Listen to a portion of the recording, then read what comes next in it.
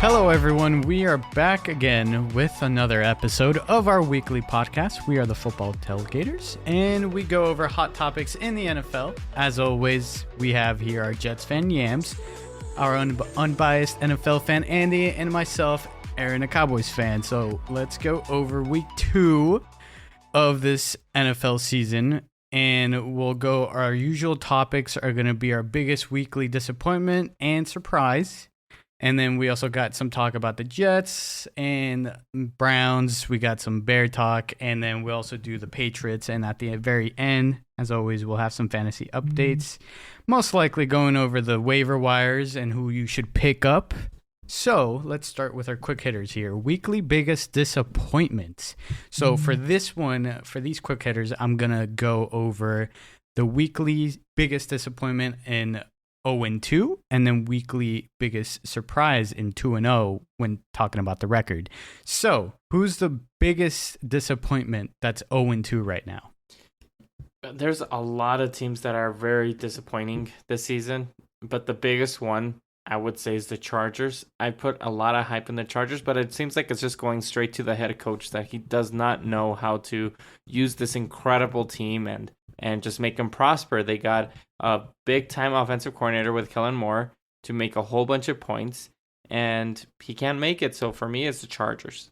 I agree with that answer too, the Chargers, and I would also put in there the Vikings, coming off such a high season last year and ending up in the playoffs, and just to be starting 0-2 with Cousins, that's also kind of disappointing. I would go with the Vikings too, probably, but then also the Chargers. The Chargers because like the amount of talent on that team, Brandon Staley is wasting this talent, and it's so frustrating what's going on with this team. Yes, they have the whole injury with Austin Eckler, but I mean that's just one of the like almost like no problems that they should be having right now, right? So with that, Chargers aside, the Vikings, I think losing against the Buccaneers, they shouldn't have. I think maybe they had a good chance against Philadelphia because Philadelphia's secondary isn't that good. So with the amount of, I guess, passing power that the Vikings have, they should have won that game. What about the Bengals? The weekly biggest surprise for a team that's 2-0 right now? What would you guys say that team is? For me, it's the Atlanta Falcons. They're 2-0. They started beating the Seattle Seahawks. I mean, they barely won that game, but they did beat a really hot Seattle Seahawks from last year.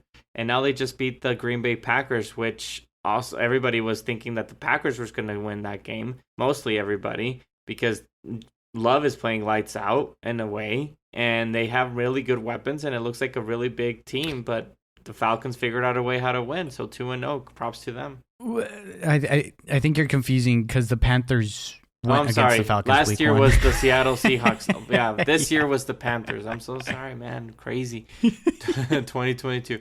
So the Panthers actually. So well, that makes sense against Young, right? The first. It's in division. It's between because they're division rivals. I think it's completely justified that it's a hard game. You face them twice a week.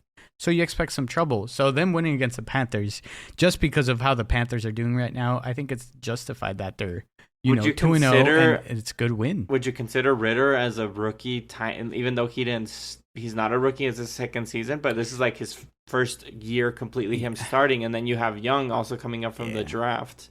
So no, and they got Heineke too. So when you're talking about like how good they should be, Desmond Ritter, I when you're facing off against like your own team and you're trying to get the number one spot, and what I'm going to here is Heineke, did some really good things with Washington. So the fact that he won that quarterback battle, within obviously the roster, and he got that number one spot, it's justified, right? And it's his second year, right? And it's I think his official like good season that he's going to start off with a good team. I think the roster's pretty good. Although I think Cordell Patterson is still out. He's not playing, but they got Tyler Algier, they got Bijan Robinson, they got Drake London, who's pretty decent. And although he is completely being misused, Kyle Pitts is still there.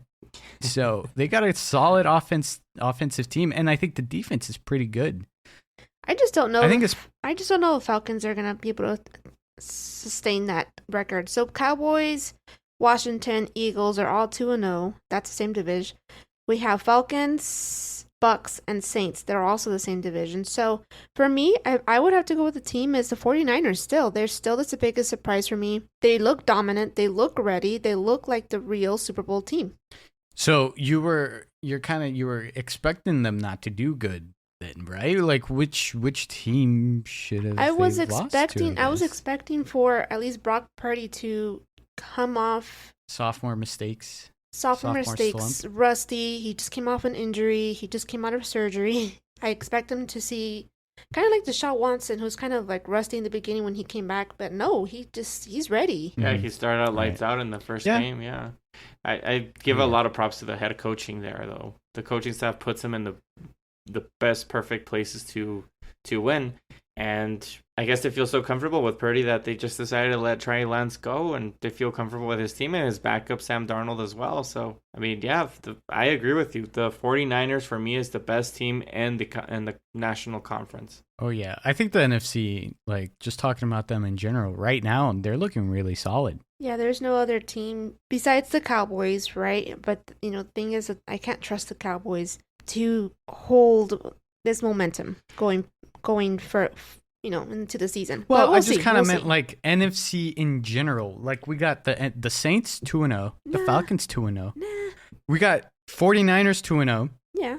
We got 3 NFC East teams 2-0. Is that not something that's pretty impressive when you compare it to AFC, who has 2 divisions that don't even have 2 wins? I am not too surprised for the NFC because they're playing against each other. I don't put the NFC like too high up.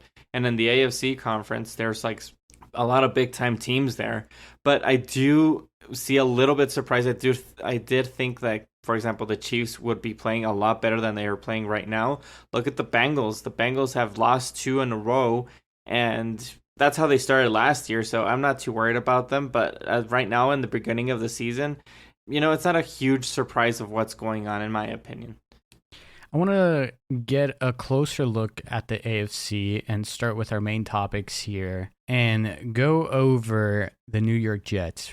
So, right, Aaron Rodgers went down Monday night against the Bills. They got a massive win, I think, over the Bills, and I think it was a great game overall for them. And they were going to try and use that momentum to go against the Cowboys and beat them, but they weren't able to do that, and they fall to 1-1. They lose to the Cowboys 30-10. There's a lot to talk about, I think, here, so I'm going to ask the question, are the Jets going to be one of the worst teams this season? No, that's absolutely not.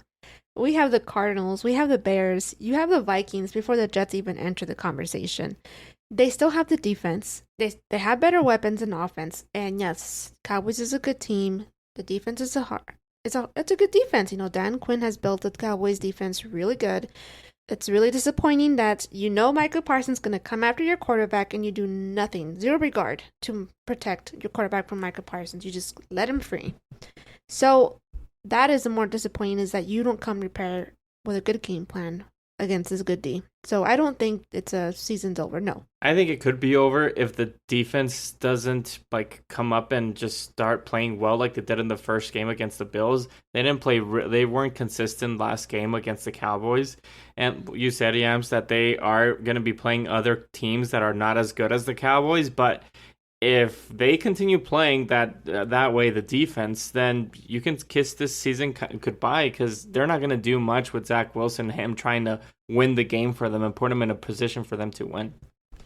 It is a little bit troubling because when you have the defense out there that much time, because of time of possession in comparison, your offense, it could not really produce much. There was, aside for some questionable calls, right, that were missed, right? But those happen every game, and you have to just kind of adjust to it and adapt.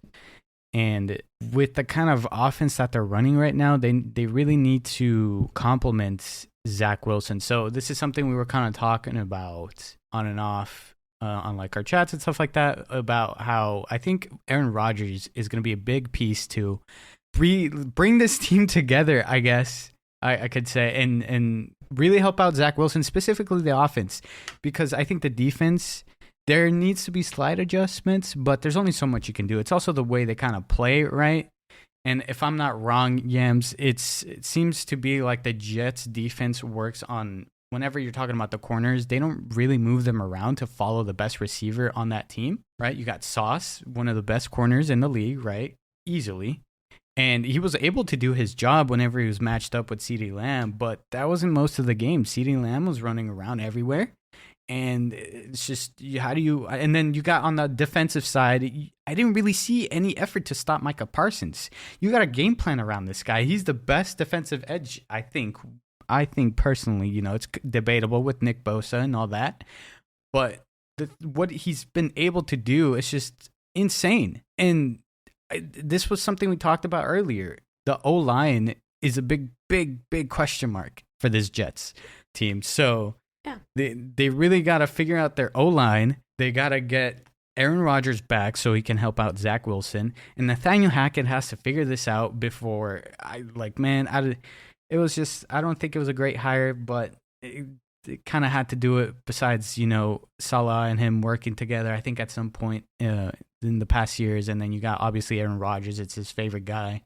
Yeah. It's tough. It's not a good hire, but that's what Aaron Rodgers wanted is Nathaniel Hackett. And, I believe that Monday night when Aaron Rodgers went down, they had a game plan, and it was to run the ball. And just going back and watching Aaron Rodgers play with Green Bay, he does use his running backs a lot. And he does, use a screen, and mostly that's to the running backs. And I don't know what happened this game. Why not use your running backs? Why not make a plan against Micah Parsons? Why not have Sauce Gardner go up against your number one wide receiver in the team? What happened? What happened? I just think they probably overthought. They went too deep in the playbook and just maybe too much overthinking. Might have been overthinking. Yeah. How do you give the ball to Breece Hall only 4 times when it's Breece Hall? It's unacceptable. And he even was kind of shading it, and he kind of basically just said, hey, I think if we would have helped out more in the running game, it would have gone better. And they defended Zach Wilson. Multiple Jets players defended Zach Wilson. It wasn't It's Zach not Wilson's fair fault. that he leads the league right now in interceptions. Those were just But trying to... I don't think it's those were just trying to make something happen just in the end, trying to Hail Mary-ish types of plays to try to make something happen. Now, of course, they were going to get intercepted. Yeah, you're trailing big here. You gotta play catch up. So the running game was abandoned completely, and that's when you see mistakes like that happen. So it was so confusing to me that they didn't run the ball more. Well, they gotta figure it out. Mostly all analysts have been saying that they were just surprised that the Jets weren't running the ball well. You're not going to be able to win if you don't run the ball well. I mean, you do have. That's why you got Cooks. You have a big time running back with Breece Hall, and you also have Carter, and you have legs on your quarterback with Zach Wilson. Why not do like every other team does with their quarterbacks that use their legs? Yeah. Do some option plays, do some screen plays. Don't put the game on Zach the shoulders, on his arm. Not only that, I mean, why does Zach Wilson have the most rushing yards for the team? Yeah, that's insane that's as well. That's insane. Yeah. That's stupid. Yeah. Don't have Dwayne Brown. He's 38 years old. Try to stop Micah Parsons. Only one, yeah. Why only don't you, one yeah. person. Why don't you get a tight end there to help out? Where as are your well? tight ends? Use your tight ends. You have Uzama. You have Conklin. Bring those dudes to block. I just, I can't be just the only fan on the sideline that knows more than these coaches, right? It's got to be overthinking. It's got to be. I don't think it's... They were trailing like 7 points, I think, at halftime. It wasn't even that bad of a game. No. The defense was holding on. Mm-hmm. They were doing good, but if Sauce got that pick 6, then it would have been closer. It would have been a completely different game. Yeah, or not completely different. I just say that... I think it might have been completely different. I think it would have been just because closer. that's huge momentum right there. It is. You get a pick 6, it's deflating. And knowing how the Dallas defense or offense kind of works, it's kind of hard to maybe keep a lead at times. Again, this is new with what's his name, McCarthy. All that going on.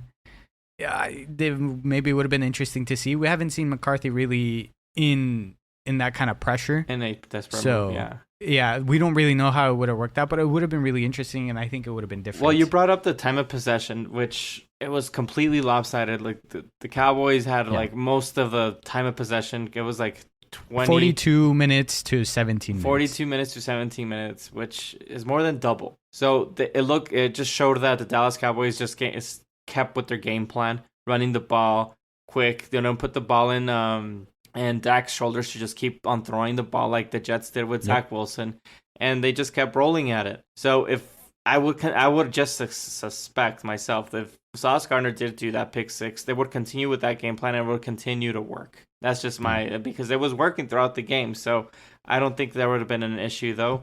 And I don't think that this is like the press the panic button on the Jets yet. This is football, of course. You're gonna have some struggles. They're 1-1. They did beat a good team with the Buffalo Bills. They did lose to a good team as the Dallas Cowboys. It's 1-1. Fix your mistakes. Try to figure out how to win and put your quarterback in a position to win. But if this keeps on going, then yeah, of course they can be one of the worst teams in the league. So the next 4 games are going to be kind of tough for them. They got the Patriots, Chiefs, Broncos, and Eagles. And 3 out of those teams, I would say, is a difficult matchup against the Jets. And this is where we're really going to find out if they can hold on until mid-season, later in the season. Why are you putting Russell Wilson down? I'm not even saying which team you said 3 out of the 4. Hey, I didn't say anything. No, okay, well, which one are the ones that you're saying? Which one is the one that you're leaving out? The Broncos. I think they got a good shot against the Broncos. They do. They have a shot against the Patriots. Look how they struggled against Miami. It was a close game on Sunday night. But yeah. But no, again, it's division rivals it's here. Division rivals, yeah. And you see it everywhere. There's crazy upsets because of it's division rivals. So that's why I'm saying it's maybe going to be tough, but I would say it's most likely going to be tough. Why aren't the Jets getting a veteran quarterback? That's my question. Well, I don't think there's that many options on the table that are worth getting. No, but you don't want to go with Boyle in there in case Zach Wilson gets injured. What for? What? For what? I don't think there's a rush. Yeah. I don't think and they're not panicking, and I think it's good that they're not panicking. When would you there's panic? No need to panic. When would you panic? Let's say they lose this next game. Now they're going against the Chiefs. Sunday Night Football. What is it? What is it that they're trying to play for right now? To get in the playoffs so that Aaron Rodgers to win comes the Super Bowl. Right. Oh, okay. No one's winning the Super Bowl with that team right now. Well, that's the game plan. No, that's why they invest so much money into all of those players and getting all of this ready because Aaron Rodgers was coming through the door. Okay, you don't have Aaron Rodgers, but you still have the whole team still there that Aaron Rodgers was going to play with. So the goal still is to go to the Super Bowl. I think their next goal is to fix that old lineman. That's it. I think they just got to keep their head down and keep on working and I think Robert Saleh this is a great example of how he needs to step up as a head coach and do his job. It's a huge test for him. So and we've kind of mentioned this. He's probably going to be on the hot seat by the end of the season if the Jets don't end up with an above 500. I think even I would probably say like at least it needs to be like a 10-7 record. Yeah. So it's gonna be tough with they have later on they got like the Giants, Chargers, Raiders, and then obviously division games, Bills, Dolphins, and then you got another Patriots game at the very end. But aside from that, Falcons, I don't know about the Commanders too early. Browns maybe their defense is really tough actually. It might be a 9-8 season if things don't go well for them. Best case scenario, we could be seeing like maybe 11-5, but that's best case scenario. I think that's like their ceiling at this point. If they figure it out, they really need Aaron Rodgers. I think that's and the sideline. But even though, Aaron Rodgers basically he said that he might be there like in a month, which is a long time. He's gonna try and get there, but it's a month is what like 3 games. I mean, look. They need to show that defense can be consistent. That was my concern after that game. Yeah, they definitely have some question marks on that defense. But I don't fault them completely because they're still kind of figuring it out. I think this is kind of a newish team after all the change they went through this past offseason?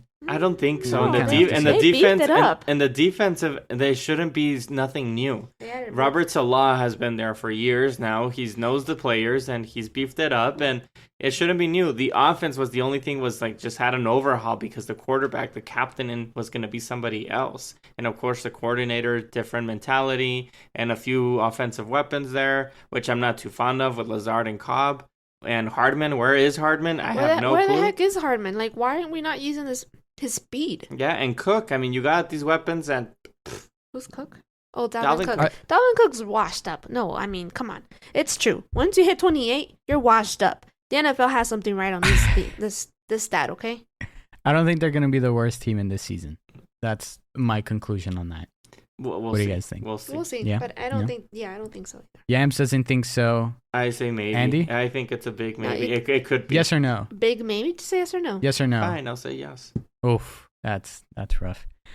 Let's move on to the AFC North with the Cleveland Browns.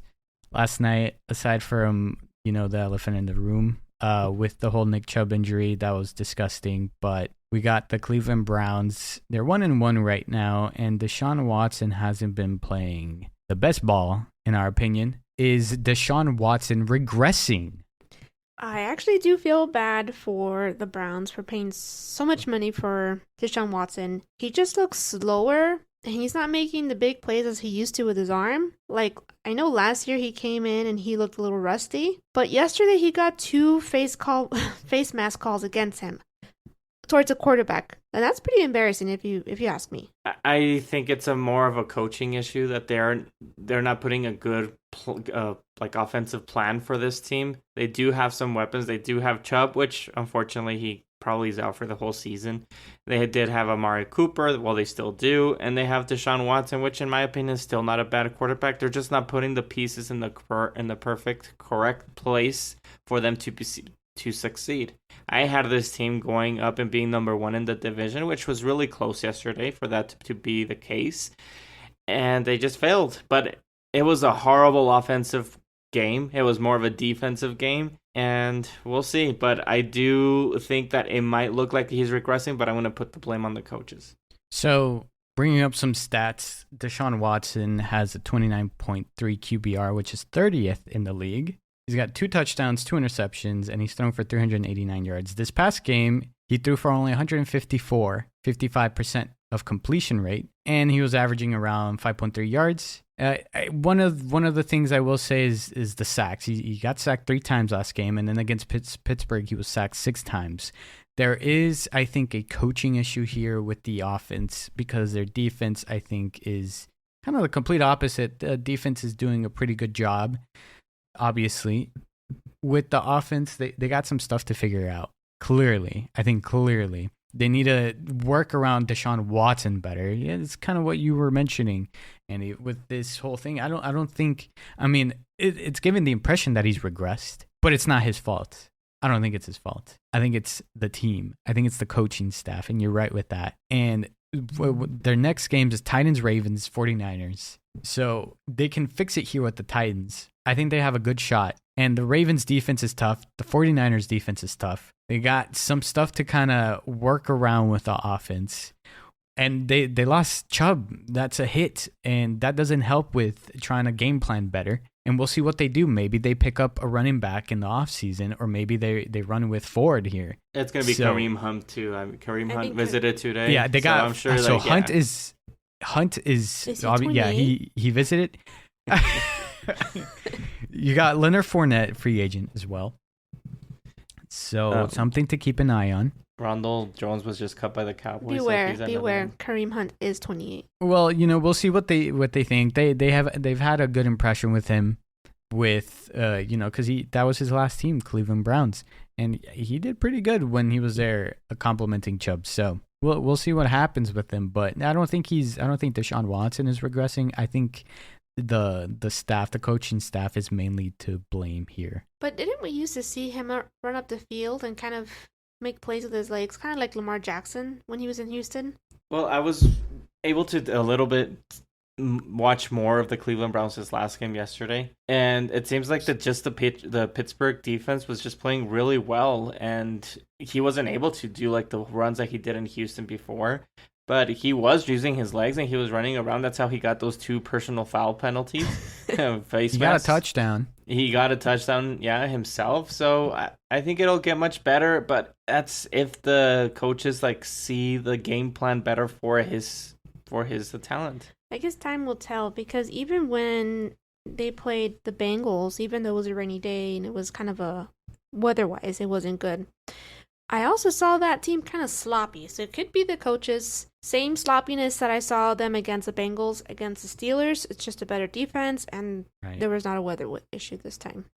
And he's got a good set of wide receivers. He's got Elijah Moore. He's got Cooper. He's got who's the third one? Oh my gosh, just slipped by. Donovan Peoples-Jones. There you go. I think that's his number 3, or I think Moore is his number 3 actually. Yeah, so he's got as well. It's a good and then Njoku, right, tight end. And the offensive line is not bad either. No, but how do you get six sacks? Yeah, you know, that's I think that's game plan mainly. Now it's interesting because like Deshawn Watson. I mean, we thought he was a really great. I mean, he was a great player when he was with the Texans, obviously. But you had the whole drama going on, and he didn't play. Right? I forget how much time, but it was a significant amount of time of him not playing in the league. So I don't know what happened with him exactly. If it's really on him, I don't think the question. I don't think that you can just say like, oh, it's not him 100%. I think it's fair to maybe question him a bit, but I think right now, based off of what I was seeing, watching the offense roll, I think this is more of a coaching thing rather than really Deshaun Watson. But we got to see more as the season rolls on, and we will, I think, after the Titans when they got the Ravens and 49ers. So, yep. I want to move on to the next 2 questions here real quick. So we got one question here in the NFC, specifically the Chicago Bears. So, Chicago Bears, Justin Fields, is he overrated? I think it's safe to say that Justin Fields stinks. He's moving the ball more with his legs than he is with his arm. And, I mean, you can see it on Twitter. There's open wide receivers, and he's just standing there. He doesn't know. He doesn't have the vision for it. He doesn't have the vision to be a quarterback and stand there and make moves with his arm. Could this be another situation that the coaches are not using him correctly or not teaching him correctly? Because, like you said, he's using his legs a lot. But I did see some really good throws to DJ Moore. He made some great passes and everything. But I think people are failing to they got overly excited what he did in the end of last season, and they thought they were going to roll over into this season. And it looks like it's the same thing happening all over again. I feel bad for Chicago Bears fans. It looks like it's just a repeat of last year.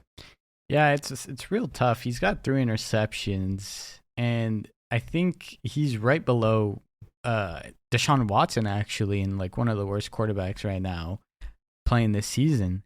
And it could be a little bit of misusage, but it could be also he's just not that good, maybe. I think they need to accommodate him better. And this still is a rebuilding team, but how much patience do the Bears have on this guy? Are they just going to try and trade him away and maybe get some assets after, 2 years? Because his contract, when is it up? Is it like in 2024? And he has to get an extension too, depending if they're willing to do that. So I think this year and the next year, he's really got to make up for the really bad stuff he has done in the past to really justify his position to still be a quarterback with the Bears. And they got to help him out. Like, best receiver, DJ Moore, that guy disappears, and it's not very helpful. You got a rotating running back. So he has the arm. Good. He has the arm to make those wow throws, right? But other than that, he's just not seeing the field. He does not see the open wide receivers. And it could be the head coach. I don't know, but how many of these teams are going to continue blaming the head coaches, right? Yeah, right. He hasn't been rushing a lot.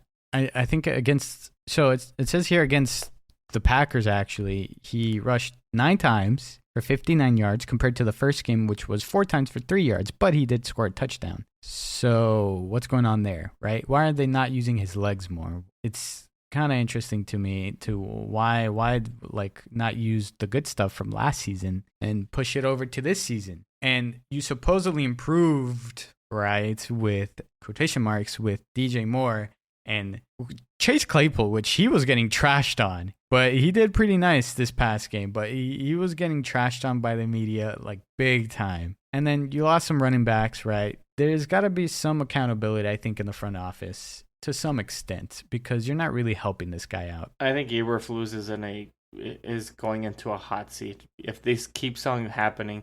Not It's Justin so bad. Fields. I don't think Justin Yeah. Fields is going to go anywhere. It's more Eberflus because this ain't working. Whatever he's doing.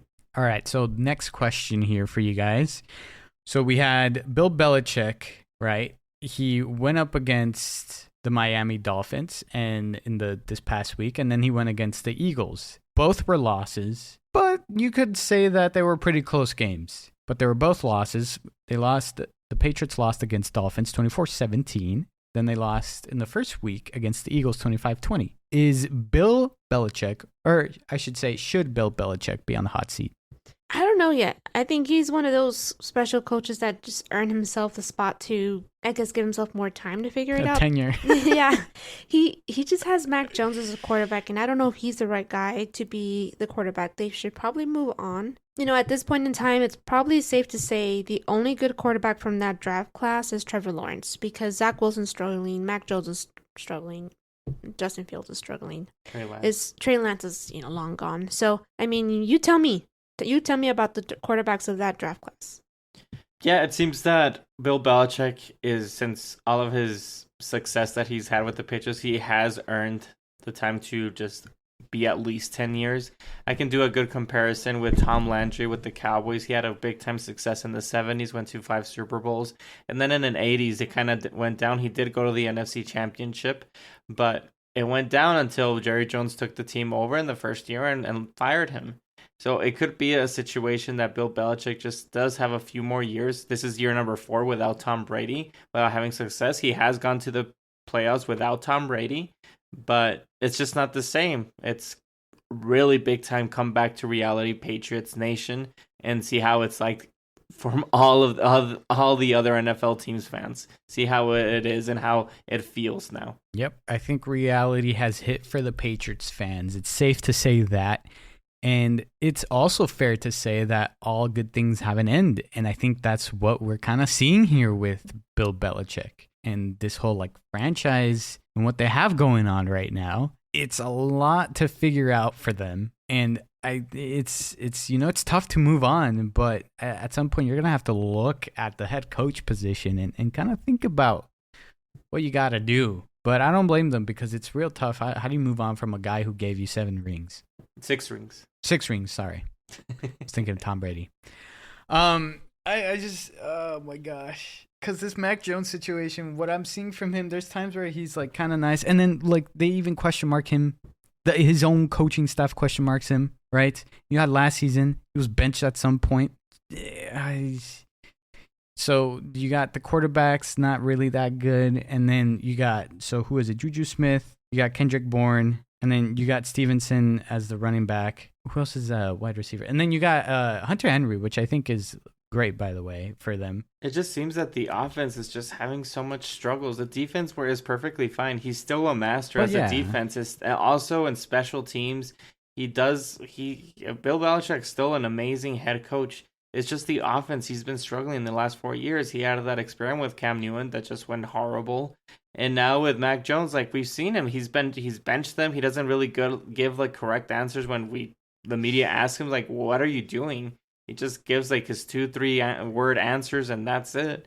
So for Bill Belichick, he really needs to bring a big time offensive guru and maybe even bring in a veteran quarterback that has been around the block and can figure things out. Maybe a Kirk Cousins would work really well in the Patriots. Yeah, I can see that. Or maybe he needs to go on a retreat with Aaron Rodgers. I think that would be pretty good. Maybe he needs to step away from the football universe and maybe gather himself or something, because it's it's not going to be good if the next 2 seasons don't end at least above 500. And I don't know if that's going to happen. He's 70. So how many more years are you guys going to give him? I think 2 to 3 more years. He can. Why not Yeah, until 75? That seems very little. So 5 years? Yeah. Okay, 5 years, 75. Yeah. And yeah, I can see that happening still at 75. I think Pete Carroll is 70 or 71, I believe. But do you see Belichick running around and throwing darts like? Yeah, man, Pete Carroll Carroll is crazy. He's more athletic than I am, I think, at his age. What's his routine? Yeah, and they're doing well, the Seattle Seahawks with Pete Carroll. So yeah, I think he just needs to find his quarterback, honestly. And I don't know what's going on with Bill O'Brien, but he's definitely doing his trial and errors right now. Yeah, there's only so much time that you can give him, though. But I think with him, being one of the greatest, you got to have a lot of patience with him. So let's move on to the last part. We got some fantasy updates, and we want to go over a little bit of the waiver wires. Yeah, let's look at the waiver wires.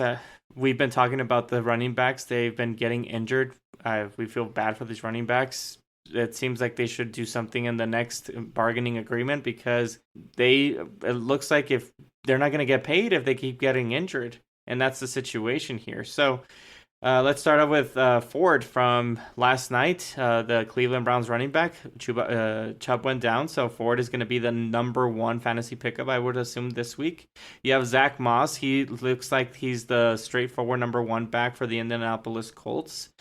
Puka, which probably a lot of people already picked him up from the LA Rams. Puka has been a nonstop target, constantly getting targets from the Rams. I'm a big fan of Matthew Stafford. It seems like he found a new favorite person. Just as of now, we don't know what's going to happen in the future once Cooper Kupp comes back. But if they keep getting this relationship with Puka and Matt Stafford, maybe it can continue. Also, Matt Breida, we have from the New York Giants. They're going to need his help as the first running back now that Saquon is out. So those would be the main stars. You also have the running backs from the New Orleans Saints as Jamal Williams went down and Kamara still is on his suspension. But there's nobody there that has seemed that they're going to be taking the role. So I would maybe wait after this week to see what they do. Doesn't Kamara come back after this week? No, he has 2 more weeks left. Week 5, he comes back. So we're going to week 3 and then week 4, and then he comes back.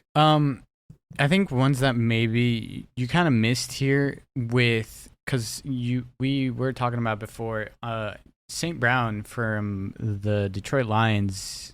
Is he going to play this week? I don't think so, right? But I think either way, Josh Reynolds is a pretty good pickup if you don't have Puka, right? Well, and St. Brown, we don't know yet. That's the question mark. That's why I didn't want to bring it up, because if you want to waste your waiver on Reynolds, I mean, yeah, go ahead, but it's not going to be 100% certain. Yeah, no, I mean, he got 7 targets last game, then he got 6 targets this game. Last game against Kansas City, he got 12 points, and then this last game, he got 23.6.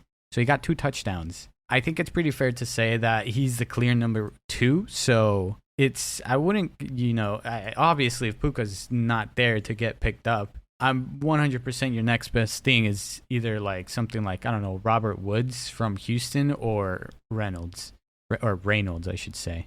I personally think. It could be. It's just the Texans kind of still make me nervous. I know Collins has been the wide receiver guy for Houston, but... And they throw the ball a lot, though. They do throw the ball a lot, but it's a lot of misses. Yeah, well, I mean, you got a rookie quarterback. So you're going to have that risk. It's not the most perfect thing. Yeah, you were like somebody more consistent in your lineup for fantasy. But as you go through the season, you have that chance that might be more comfortable, might get a little bit better. I don't know how better. But, I mean, he's a quarterback, right? He's not just going to miss every single throw. Nico Collins did great this past week. I wouldn't waste my waiver, though, just as yet. Robert Woods is pretty reliable, I'm just going to say. He's not going to get you like 20 points, right? But he's a good flex consideration, a good bench at least. He can get you 8-9 points. So if that's what you're looking for, go ahead. Well, he hasn't done that. He's done 11-13, so that's a different... He has done 11 and 13, but I just don't believe it's going to be consistent. that's why I'm saying Reynolds would be better because you got someone reliable like Goff, right? And this guy likes to throw the ball a lot. So you got St. Brown on one side and you got this guy on the other side. And then if I'm not wrong, Jamison Williams is suspended. I don't know what the situation is going to be there once he comes back. Well, if you're in a deeper league, then yeah, for sure. Go for Reynolds. I mean, what is it, like 12 Go teams, for Woods. you would say? I'm pretty sure those guys are available. Yeah. Likely. If you're in a deeper, if you're in a deeper league, yeah, for sure. But I like to But the obvious ones are the running backs. Right, because those are the ones that are going down. Yep. Yeah, it really sucks for them. Yeah. Real quick. Trying to see who else. I just wanted to go through the games that are coming up this week and to just pick some winners. I wanted to get your guys' opinions. Okay. So let's start off with Thursday with the Giants against the 49ers. Easy pick there would be the 49ers, the number one team in the NFC in my opinion. There seems like they look unstoppable for right now. Maybe in 2 weeks we're going to find out against the Cowboys who's going to be the main team in that conference, but for now it's the 49ers. Then we have the Falcons against the Lions. This is a big test for both teams. The Falcons are 2-0, and the Lions are trying to prove themselves. So I'm pick the Lions. But if St. Brown is out, I would be really close to picking the Falcons because now Montgomery is out as well as another weapon for Detroit. Then you have the Chargers against the Vikings, two teams that are also struggling right now. I am going to still pick the Chargers even though they've been very disappointing. I'm still going to pick the Chargers because they have a massive defense and they have so many weapons on the offense. And I just think that the Vikings are just having some struggles that the defensive corners have figured out how to stop Jefferson and Kirk Cousins. Then you have the Saints and the Packers. I'm going to pick the Saints there. It seems that Derek Carr has done a really good job with that team. I know that it took a while for them to score some points on Monday Night Football against the Panthers, but I think the veteranship is going to be able to overcome and beat the Packers. The Texans against the Jaguars, that's going to be just the Jaguars. Easy game for Jacksonville with Trevor Lawrence. That's going to be a good fantasy game for offensively. Broncos and the Dolphins. The Dolphins seems like they are very dominant right now in the AFC. Hopefully Tua keeps staying healthy. And it seems like Russell Wilson and Sean Payton are just having some troubles. They can't figure things out, but maybe 1 week they'll turn it around. But I really doubt in this game. You have the Titans against the Browns. So the Titans, they've been really quiet, but they've been playing really well. The Browns we just talked about them. They had their struggles. I don't think the coach is putting Deshawn Watson in the best positions, even though they have really good weapons. So I'll just go with the Titans there. Bills versus the Commanders. I do think that the Bills are going to bounce back and win here against the Commanders. They just do have just so much more veteranship there, and they're going to be able to overcome that defense of Washington Commanders. Colts against the Ravens. I do believe that the Colts are not going to be able to do so much against this game because Anthony Richardson might be out because of the concussion. So it'll be Lamar Jackson still pulling off that win streak with the Ravens. Patriots against the Jets. It could be a close game, but I'm going to give the edge to the Patriots just because the quarterback of the New York Jets, and we don't know what's going to happen offensively there. They are just having their struggles, and let's see if they can overcome it. But for this time, I'm going to give the Patriots the edge there. Okay. Panthers. Go ahead. I object. Go ahead. I just want to say that I object. That's an awful pick, Andy. We'll see. I could be wrong. No, you are. I'm no longer a Jets hater since they already faced the Cowboys, so I am now a Jets supporter, and I disagree with that. Welcome back. Thanks. Panthers against the Seahawks. The Seahawks are going to be able to pull this one off. The Panthers are still trying to figure out their ways offensively. They struggled a lot yesterday on Monday Night Football. So the Seahawks are going to be able to figure it out and win this game. The Bears against the Chiefs.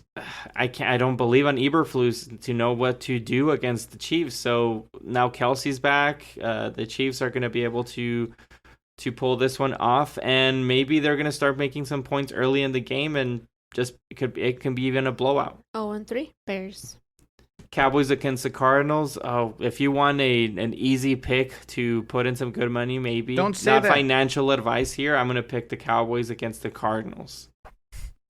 Steelers against the Raiders. This one is going to be a really good game. Close. But I'm going to pick the Raiders to win this game. They do have... I do believe that Garoppolo, Jacobs, and Adams are going to be able to overcome the big-time Steelers defense. So I'm going to pick the Raiders, but it's only by probably like a field goal. Just a little fun fact about that. Based on the ESPN website, those are the most expensive tickets that they go as low as is the Pittsburgh against Vegas. Wow. So, you know, it's Vegas. $377, but this is based off of only ESPN.com. Those are the cheapest ones out of... So all the way up there. Las Vegas tickets are really expensive. Yeah. Yep. It's almost the cost of like eating a meal at Las Vegas. Almost the cost? Double the cost. Almost. It's a joke. You know, it's super expensive to eat in Las Vegas. Jeez. The burger, man, it costs like $40 there. It's crazy. Monday Night Football, another doubleheader, which I'm excited about. We have the Eagles against the Buccaneers. Man, if Baker Mayfield can figure things out against the Eagles, it's going to be a really exciting game, but I'm still going to give the edge to the Eagles. They have so many weapons there, and even though they're going to face a tough Todd Bowles defense, I think that the Eagles offense are just going to be able to just not even make it interesting, just an easy win for them. And last but not least, the LA Rams against the Bengals. The Bengals are continuing to struggle, and so for that reason, I'm going to give the Rams the edge here to win this game. And that is because Sean McVay is just a tremendous coach. I have so mad respect for Matthew Stafford, and it seems like his tendonitis elbow is not affecting him that much, and now he's finding some new weapons. So the Bengals, Macaulay Culkin, he's just struggling right now. And it seems that the Bengals are just not being able to know or figure things out how to win. So edge to the Rams. Yeah, I want to see how much are they giving the Bengals? I don't know who's favorite here. I can tell. Let me see. Okay, they're ESPN predictor says 65% to the Bengals. The line is Cincinnati minus 2.5. Yeah, they're saying it's a close game. 2.5. Once it's less than 3 points, they're basically like it can go either way. This might be a good deal, not financial advice, but like possibly a good upset here. It's 43.5 points. I would take the over on that. But I hate doing the over under so much. But like I told you, like you want an easy bet, it would be the Cowboys against the Cardinals. 12.5 points they're giving the Cardinals. Yeah, that's crazy. That's insane. Yep. Yeah, that was a lot to try to keep track of on who you went with. I think next time I'm going to go pick less games. I went through the whole week. And since we're still in week 3, like there's no bye weeks right now. Yeah. We need a PowerPoint. When does it start? Week 5, right? I think after week 5. I think it starts at week 5. I just know I disagree with the Jets. That's a horrible pick. Yeah, me too. How is that horrible? I don't think it's horrible. How is that horrible? That Jets defensive line is going to give Mac Jones hell. Let me just tell you. Okay, fine, but they still need to figure out how to score points. The Jets need to still figure out how to score points, and they haven't shown me how they can score points. But this last game was just really bad. New England is favorite to win. New England is favorite to the win. matchup predictor on ESPN says the Jets are You thought it was favorites. that bad? They were in the game for 3 quarters. That was It's just a running game. Yep. It's just a running game. They just need to figure out the running game. Yeah, they were in the game, I but think they do here. The Cowboys were making like field goals and like they did some touchdowns, so there was like really like low scoring game, which I thought that would be the case. But they couldn't do anything after. Like they just were scoring. They just had that big time throw to Garrett Wilson. That's basically I don't know.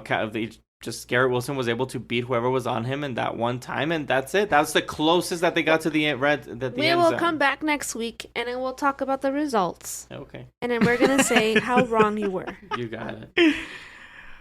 Yeah, after what they did to Buffalo, I'm surprised they didn't commit more to the running game, because what Breece Hall was doing and what Dalvin Cook at times was doing was great against the Bills. Yeah. And I don't think the Patriots defense is like, it's definitely not, I don't know. It's because Matthew Judon's really good. I don't know. He is really good. It's not a bad, what's it called? Running game defense, but It's 2.5 I think points that they're giving the Jets. Yeah. So Vegas is thinking it's a toss up. It can go either way. Once it's less than 3 points, like I said. Yeah, again, and I think it's because it's a divisional game and because of what happened to the Jets last game and just Zach Wilson being under center. So there's a lot of question marks with the offense, and I think that's why. But I think it's totally possible for the Jets to figure it out if Nathaniel Hackett is not overthinking it. Yep. I think it'll probably be fine. Hopefully he doesn't prove that he can't hack it. Is that going to be like a thing until he's out there? He's out of the... That was my thing last year when he proved he the couldn't hack being Broncos? a head coach. It's unfortunate that he has to work with another Wilson. Oh. He's like, Which Wilson damn is it, why better? can't I I'm leave these kidding. Wilsons behind me? I know. Well, he has a monster Wilson as a wide receiver. Yeah. Yeah, it's all these Wilsons he's working with. All right. Yeah, I mean, I think that's pretty much it. So what would you say, like, top 3 games to watch here? I would say the Steelers and Raiders is one. Yeah. I would put the Jets and Patriots as another. Mm-hmm. And, the Chargers and Vikings looks very interesting to me. Those 3. I gotta see I like what that one. Chargers have going on. I would have maybe said the Rams against Cincinnati, because I want to see what's up with both of them to see how serious the Rams are, because people were counting them out. They were counting them out. It is going to be very interesting. It's Monday night, so of course we're going to be watching. Even though I kind of wish they were just a little bit separate from the earlier Monday night. It's just 1 hour difference. So you got to choose at one point what are you going to watch or just have them side by side. Yeah, this past one was kind of tricky. Yeah. And although I think they were kind of playing it simultaneously, I think at some point they were doing like some highlights. I don't remember it, but I do remember. They would put the second game on kind of separate, but I don't know like how often they were doing that. I didn't keep really track of that, but yeah, I do think they should start one like a 2 hour earlier. difference, and so one like is almost like at the end of third quarter, and the other one just starting. Yep. Well, that's it for me. Yeah, excited for this week, and we'll see what happens. Still early. Yep. The Giants in San Francisco. Yep. Ugh. I feel bad for the Giants. Okay, anyways, we'll see how that goes. I feel like maybe that'll be pretty interesting, but after what they did with Cardinals, I don't know. It's a question mark. I would just pick the San Francisco and maybe put in some money into it if you want. What is it? Maybe like $100 gives you $3. Maybe worth the risk. That's because I was saying because they struggled with the Rams, but they should be fine. Yeah. All right, yeah, that's gonna do it for this episode. Thank you guys who made it to the very end, and we'd love to see you guys giving your opinion with us on our social media, which is football_tailgaters on YouTube, Instagram, and TikTok. Thank you guys again for listening, and we'll see you guys in the next one.